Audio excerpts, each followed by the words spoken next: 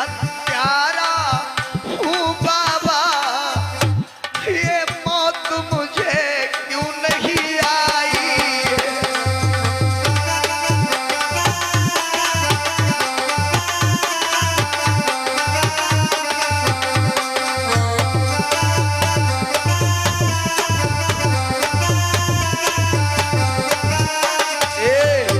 भोले बाबा से राजा मानधाता कहने लगे, महाराज हमने रानी को अपने हाथों से मार दिया, अपने बच्चे का गला काट दिया, हमसे बड़ा कोई हत्यारा दुनिया में नहीं, फिर भी ये मौत हमसे क्यों नफरत करती है, हमें मौत क्यों नहीं आती है। बाबा बाबा अगर आप देना चाहते हो तो एक वरदान दे दो, मैं हाथ जोड़कर मांग रहा हूं।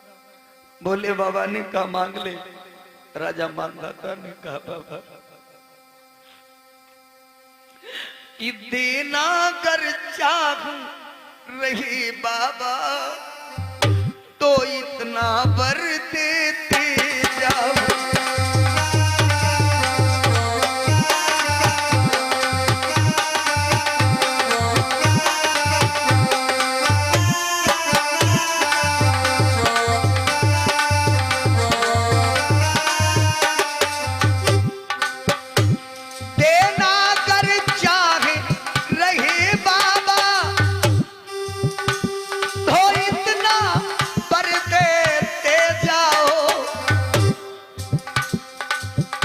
हम तीनों की लाशों को, हम तीनों की लाशों को बाबा अग्नि देते जाओ।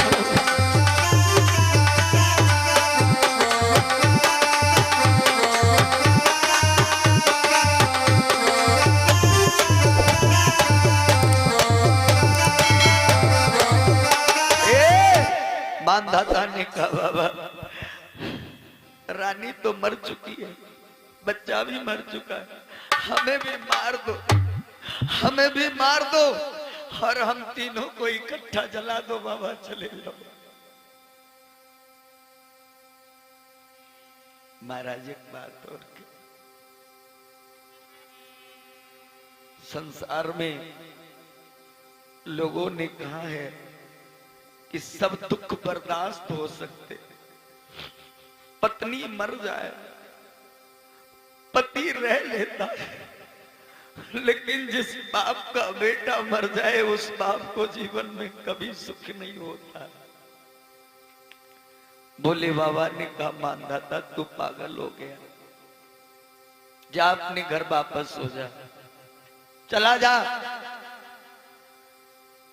मानधाता महलों की ओर चले। धन्य मेरे प्रभु की लीला, धन्य मेरे भगवान की माया।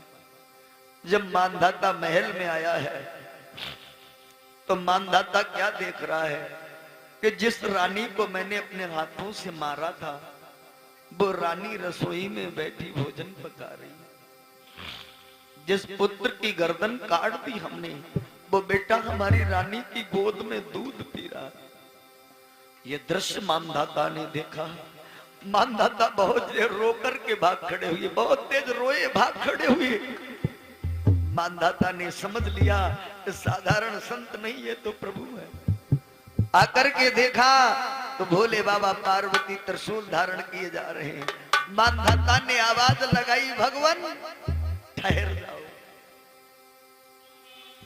कि जरा देर ठहरो भगवान, तमन्ना यही है, अभी हमने जी भर के देखा नहीं है।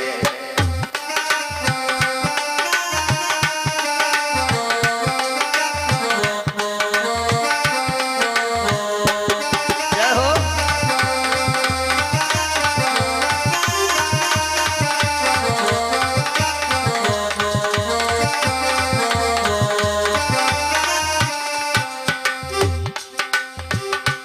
दयालु हुए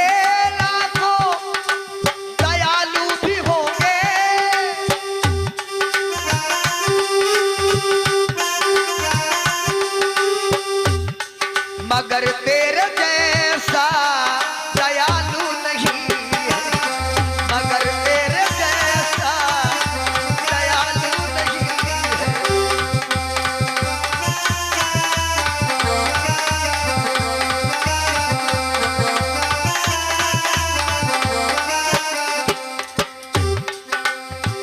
मगर तेरे जैसा दयालु नहीं है।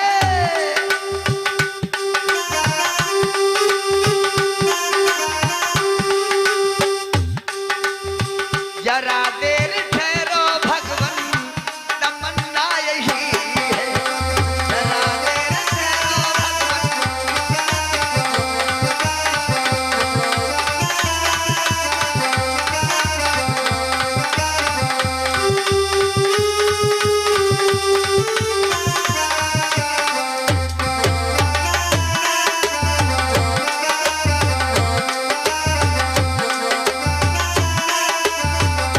देखा नहीं है। अरे प्रभु जरा ठहरो, अभी हमने जी भर के देखा नहीं, आपका दर्शन कहाँ हुआ है। मानधाता को दर्शन देख करके भोले बाबा माता पार्वती वहां से प्रस्थान कर गए। पार्वती ने रास्ते में पूछा, बाबा मैं प्रश्न के उत्तर लेने आई थी, मैं ये कहानी देखने नहीं आई थी, मेरे उत्तर कहाँ दिया आपने।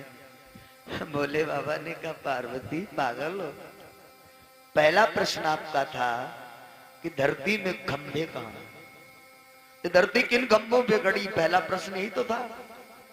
भोले बाबा ने कहा, उत्तर लीजिए, ये राजा मानधाता जैसे ही दानी धरती के खंभे हैं। जिस दिन संसार में ऐसे दानी नहीं होंगे, ये धरती डूब जाएगी। दूसरा प्रश्न आपका था, गंगा क्यों पवित्र है। गंगा मां जब धरती के ऊपर चली तो ब्रह्मा जी से निवेदन किया, पिताजी मैं संसार में जाऊंगी, संसार के मनुष्य पाप करेंगे, पाप हमारे जल में धोएंगे, मैं गंदी हो जाऊंगी। ब्रह्मा ने कहा था, बेटी दिन भर लोग तुम्हारे जल में पाप धोएंगे, शाम को कोई हमारा भक्त आकर के अगर तुम्हारे जल में स्नान कर लेगा तो तेरा जल फिर शुद्ध हो जाएगा, तेरे पापों को वो धुल देगा। अरे देवी तुम्हें मालूम है, ये राजा मानधाता जैसे भक्त भगवान के ये गंगा को पवित्र करते, गंगा सबको पवित्र करती है, गंगा सबको पवित्र करती है, लेकिन हमारे भक्त गंगा को पवित्र करते हैं। क्या बात है। तीसरा प्रश्न आपने पूछा कि हमारे गले में मूड़ों की माला, और ये स्त्री के मूड़ है, नारी के सर हैं। दीदी क्षमा करना, ये जितने मूड देख रही हो ये सब तुम्हारे हैं। अब तो पार्वती चक्कर में फंस गई, बाबा ये मूड हमारे हैं। बाबा ने कहा, कुछ समझाओ।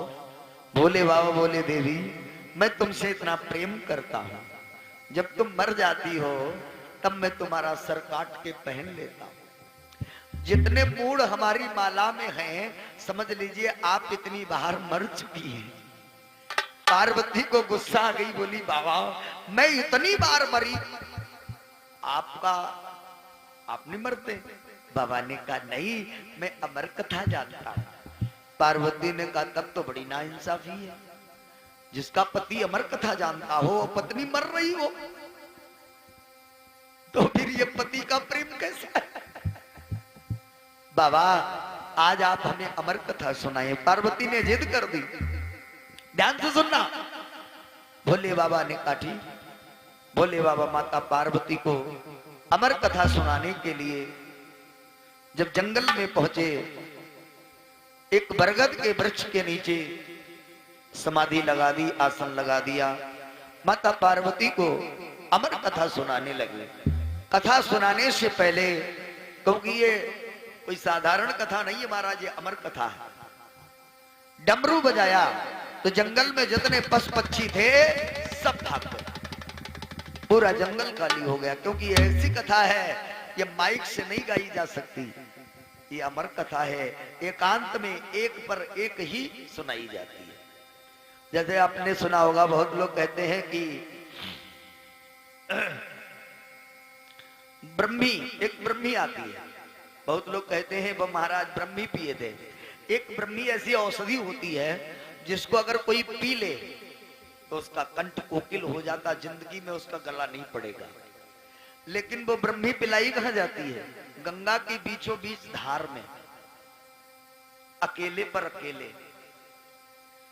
जरा सा भी अगर डिस्टर्ब हुआ तो पीने वाले की जिंदगी खराब हो जाएगी महाराज। तो वही अमर कथा है महाराज। सब भाग गए, लेकिन उस बरगद की खोड़ में एक मैना ने एक अंडे को दिया था।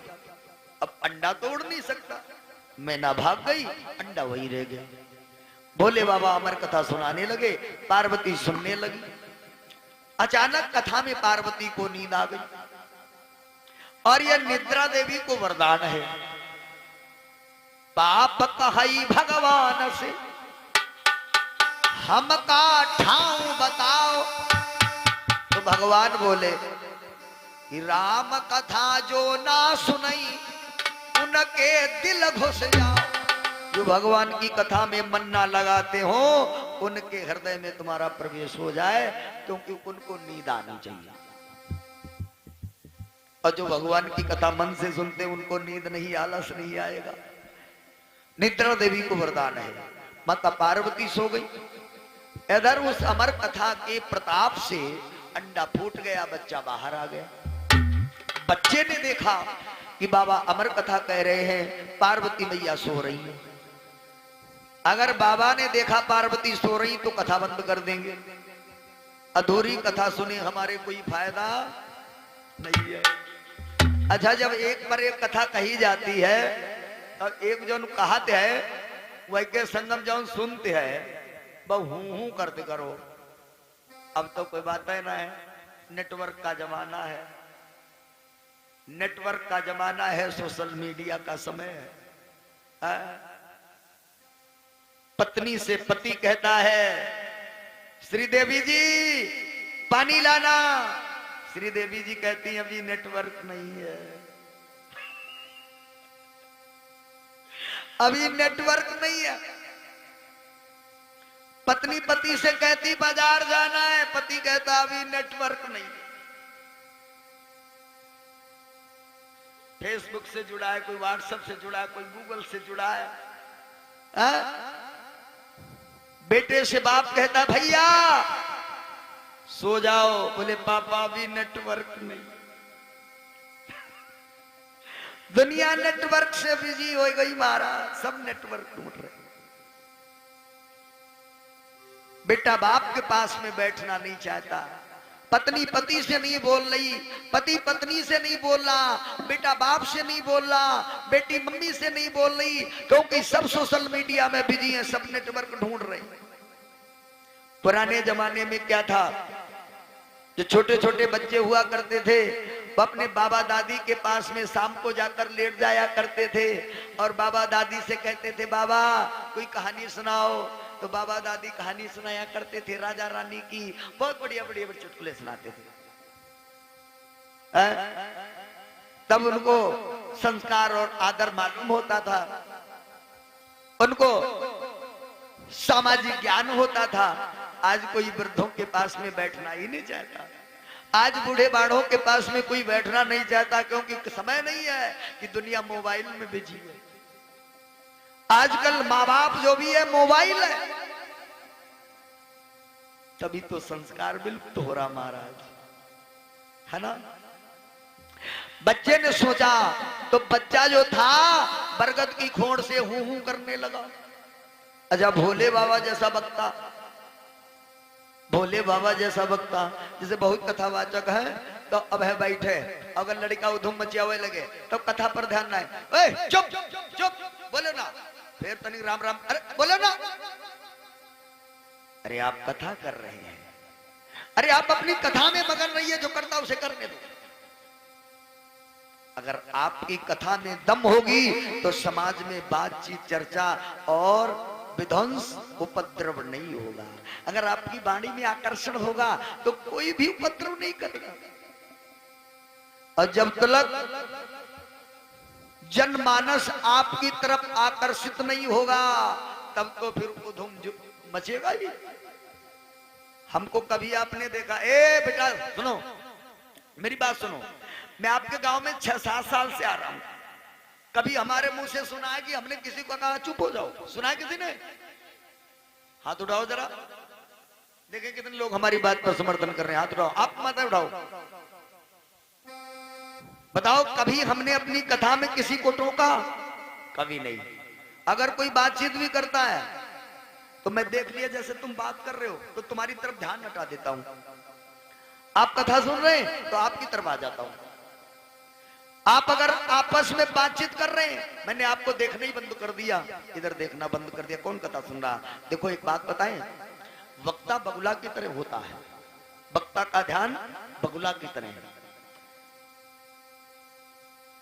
और उसकी बुद्धि कैसी? कौवा की तरह, काक चेष्टा बको ध्यान,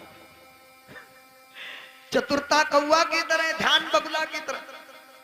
यहां से आप लोग इतने लोग बैठे हो, हमें सब लोग दिखाई दे रहे हो, कौन बात कर रहा, कौन कथा सुन रहा, हम सबको देख रहे हैं, लेकिन जो बात कर रहा है हम उससे ध्यान हटा देते अपना।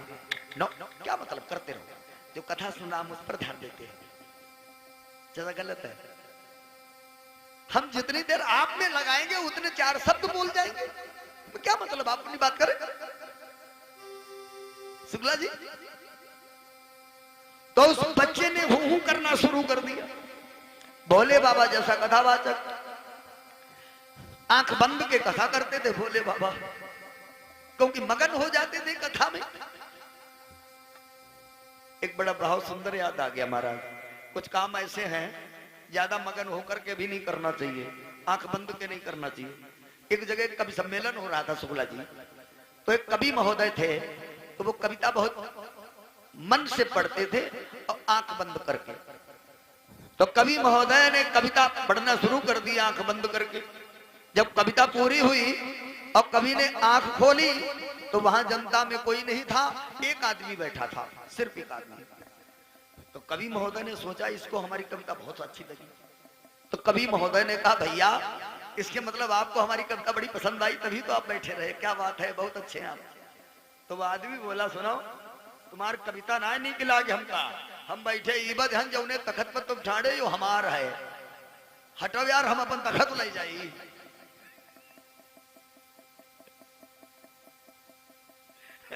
राधे राधे, जोर से बोलना पड़ेगा सब लोग, जय जय श्री राधे। महाराज तो कहने का मतलब बच्चे ने हुंकारी भरना शुरू कर दिया, बाबा समझे कि पार्वती हूं कर रही। कथा जब पूरी भई तब बाबा ने नेत्र खोले, तब देखा का पार्वती मुंह फैलाए हुए। भोले बाबा बोले देवी, पार्वती हड़बड़ाई उठी, बहन हाँ बाबा। बाबा कहा सोई गई? पार्वती कहे नहीं बाबा, कथा सुनित रहा है। बाबा कहे बहुत तो हम देखित रहा है। भोले बाबा ने सोचा फिर कथा सुनी किसने, हुंकारी किसने भरी? तब भोले बाबा ने ध्यान रखा, जब ध्यान रखा तो तोता घबरा गया।